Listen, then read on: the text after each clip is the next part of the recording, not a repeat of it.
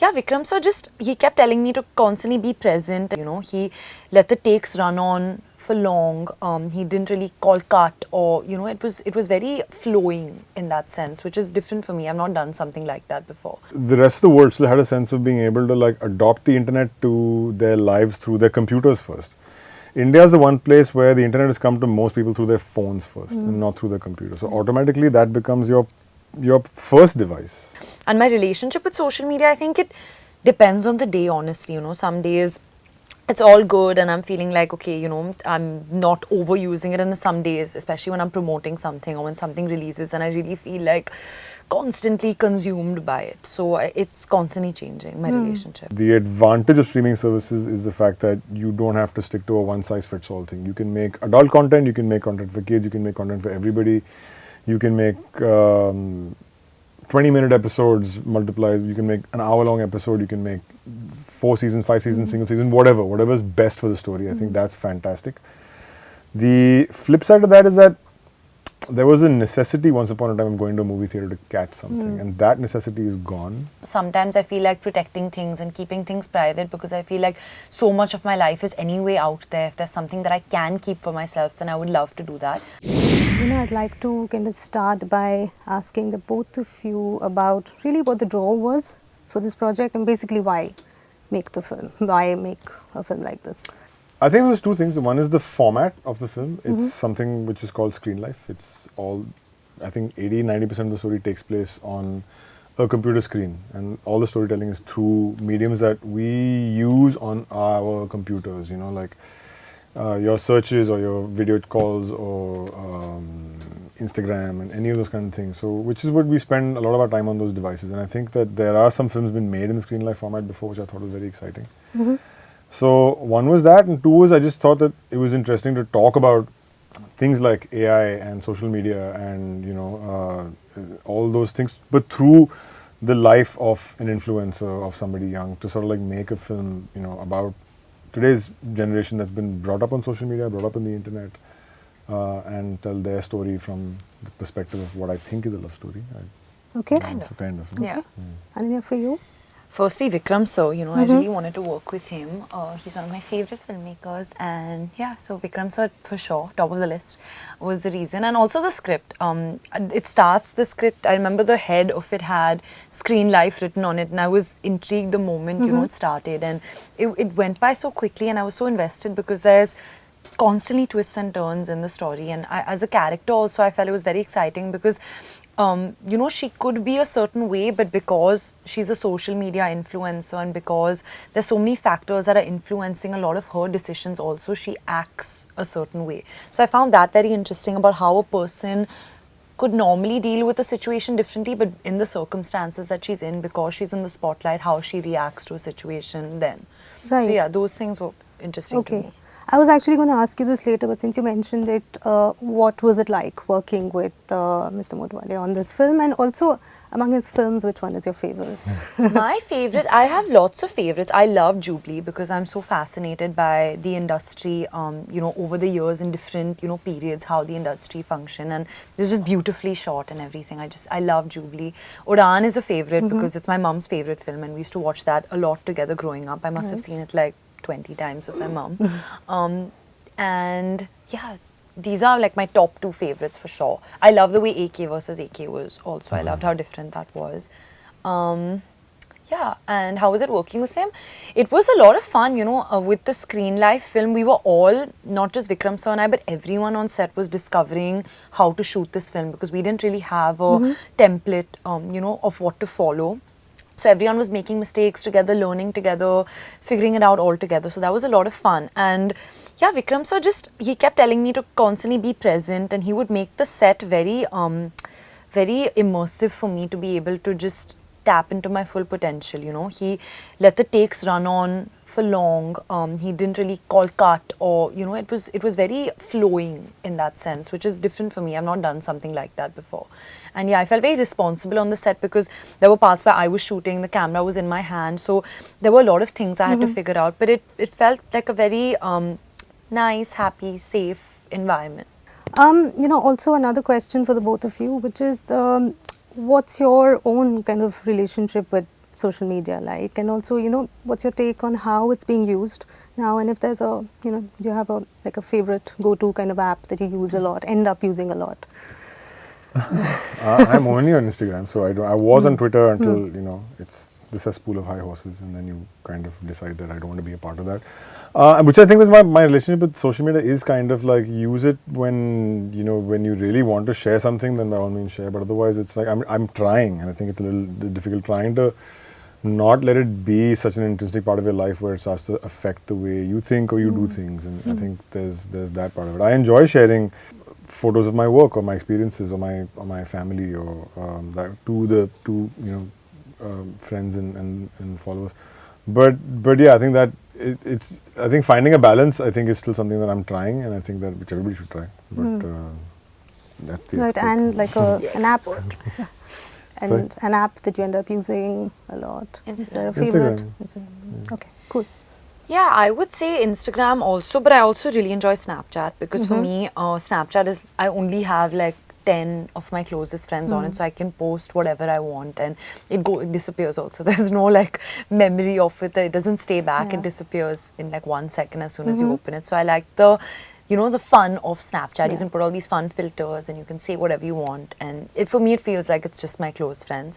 And my relationship with social media, I think it depends on the day, honestly. Some days it's all good and I'm feeling like, okay, I'm not overusing it. And some days, especially when I'm promoting something or when something releases, and I really feel like constantly consumed by it. So it's constantly changing, my relationship.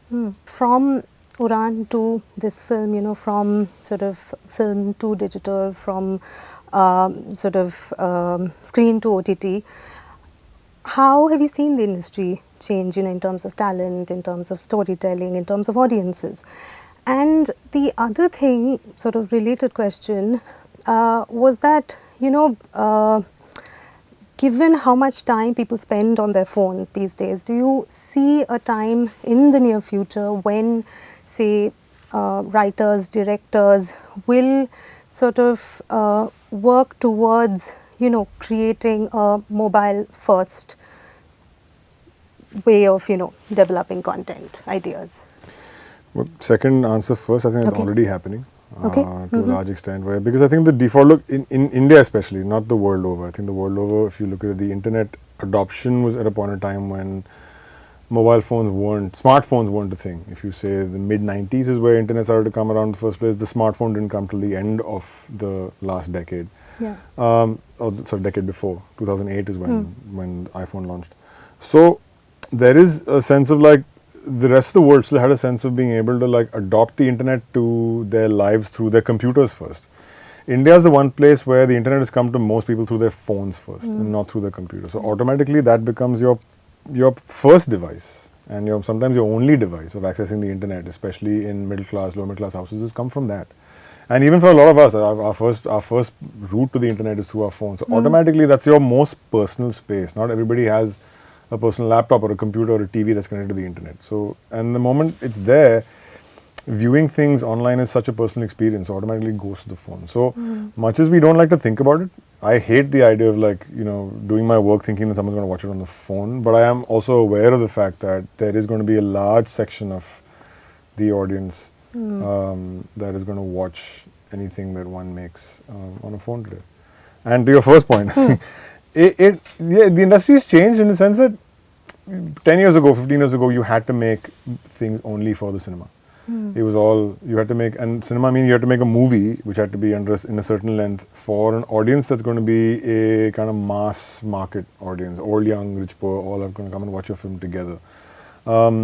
That then became multiplexes and single screens, and that has now become movies and streaming services. The advantage of streaming services is the fact that you don't have to stick to a one-size-fits-all thing. You can make adult content, you can make content for kids, you can make content for everybody. You can make 20-minute episodes multiplied, you can make an hour-long episode, you can make 4 seasons, 5 seasons, single season, whatever is best for the story. I think that's fantastic. The flip side of that is that there was a necessity once upon a time of going to a movie theater to catch something, and that necessity is gone, which is not always good. And I think it's affected the indie films more than it's affected the mainstream movies, because the urgency and the necessity of going to watch a movie in the theater, you'll sort of like, I'll see it on Netflix or whatever when it comes, and so that then is it's convenient, but is it really the best thing for the movies? I watched the trailer earlier today, and I was thinking that in the West, there have been films like, say, Her, like, say, Eagle Eye, Eternal Sunshine, right? Or even, the portion in 2001 Space Odyssey where HAL kind of takes over. All these films which kind of deal with how technology takes over, how people lose control, how technology is also used to maybe erase someone from your life, right? So I was thinking, were these films influences at all? I mean, couple of questions. First is, were these influences at all? Did you think about them at some point? How different is this film, or how similar is it to, these kinds of films? And also the third thing I was thinking, that say for instance with Bhavesh Joshi, you made a kind of superhero film which was not your usual superhero film, right? It was not formulaic in the way we're now very used to seeing superhero films, right? So I was thinking that for an Indian audience specifically, is this you also maybe like that, pushing the envelope in the way you are depicting the perils of technology with this film? All these films, the films you mentioned, whether it's Eternal Sunshine or Her, or even going back to Terminator, for example, they've been influences anyway. I think, as just as movies, they've been influences, and there's always an interest on talking about the pitfalls of technology, but not just that, also of surveillance and stuff. So now you're going back to, you're talking about 1984, you're talking about a lot of, and 2001, which is so that's been such a popular part of like science fiction culture anyway, that I don't think there's any one specific influence. We set out to make what is a Screenlife film, a film which is essentially peeping into somebody's life, and I think in that sense it's been searching that has been the most influence on it, in terms of, because that's a movie making style that one is kind of like doing similarly. And there is, so Screenlife is a format that was it's the producer of Searching and Missing and Unfriended is also an EP on Control, is Timur Bekmambetov. He's a Russian filmmaker, and he's the one who's kind of like pioneered the idea of Screenlife filmmaking. So the opportunity came from Timur in the first place. Like, do you want to make a Screenlife film? I'm like, yeah, of course I do, because I love the format, and that's how it started. And then we kind of came up with our own story, me and Avinash. And then, so of course, because once you've automatically been a fan of a lot of these movies in the past, there's always a sense of like, you'll always like talk about, but the world is already opened up for you. And I think that kind of correlates to the second part of your question, is the fact that I think the audience is now very ready for high concept stuff in our mainstream as well, to be able to look at things which are not your standard narratives, and little narratives that are being a little bit more cerebral, a little bit more challenging in a sense, but also fun, also very accessible. I think that time has come, and I think that time has come also because of just the pure diversification of the stuff that we watch nowadays. Nothing. If you want to watch, you go to any service, you want to watch, I want to watch comedy, you have it. I want to watch drama, you have it. I want to watch crime, you have it. I want to watch true crime, you have that as well. There's everything there to watch, and I think that's what's also made the audience a little bit more open, learned, experienced about things to watch. Ananya, tell me a little bit about the character that you play, and also about getting into the head of the character. So the character I play, her name is Nella Avasthi, and she's from Delhi. And she's a social media influencer, and she's not just a typical social media influencer because she has a joint channel with her boyfriend, Joe. They have a channel together called Enjoy. So they're daily vloggers, they're social media influencers.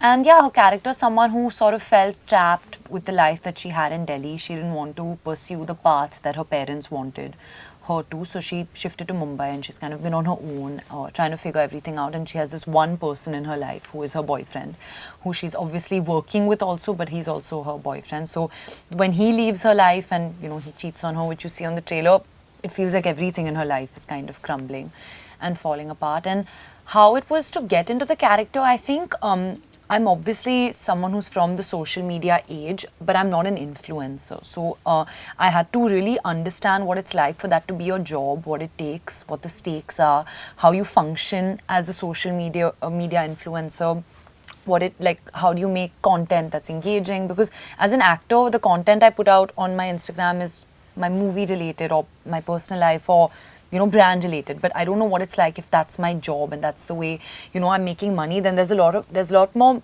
stakes involved, as I said. So yeah, I think understanding that part of it was there in the prep. Then I also think it's not very apparent, but I think the way she talks, because she's from Delhi, she says tu a lot, and she's a little more like laid back in the way she speaks, a little more crass when she's talking. When she's fighting with Joe, she's more than how at least Ananya speaks. I don't know if that's a Delhi Bombay thing, but just in general, she's a lot more crass and animated and descriptive in the way that she talks, putting it nicely. So yeah, and I think a lot of her, you catch her at one specific point in her life. You're not actually seeing too much of her life before what she is. So once you watch the film, you'll see, the changes that she goes into. But it's also seeing a life that's being led in front of millions of people, which is interesting. And that was something fun to explore. Yeah.